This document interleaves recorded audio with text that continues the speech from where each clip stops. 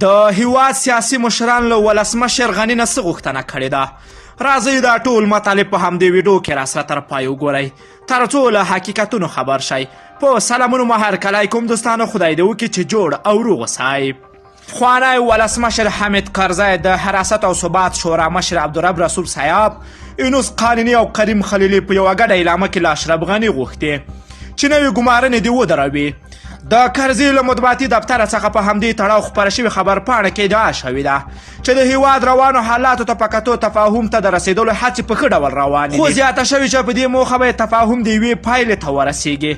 له اشرف غني غواړي چې د یو څه وخت لپاره له ګمارنو لاس واخلي او له عبدالله مو هیله دا ده څو تفاهم ته د رسېدو لپاره په نظر کې نیول شوي وخت تمدید کړي. خبرپاڼه کې وړاندې د مذاکراتو په ژر پیل ټینګار شوی او ویل شوي هیله لرو چې په مذاکراتو کې ژره تر ژره پیل او یوې پایلې ته سره ورسیږي تر څو په ګران هیواد کې سوله او آرامي راشي.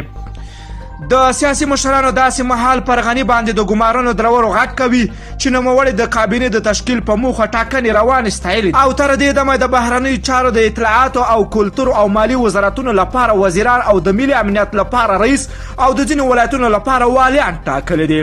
غني د دې ترڅنګ عبدالله ته د سولې عالي شورا وړاندیز او ملګرو ته د کابینې کې ځای ورکولو وړاندیز کړی ده، خو د عبدالله ډلې غني غیر مشروع بللی او ټینګار یې کړی چې تر کومه د ټاکنو پایلې لغوه شوي نه وي بحثونه به پایلې ته رسېدلی نه شي.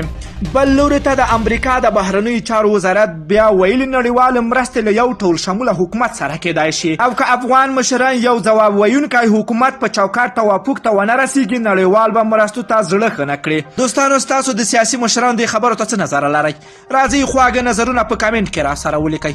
که ویډیو مو خوښه شوې نه حتما لایک او شیر کړئ. که غواړئ له تازه او دقیقو معلوماتو خبر سئ د پشتو نیوز چینل حتما در سره سبسکرایب کړئ.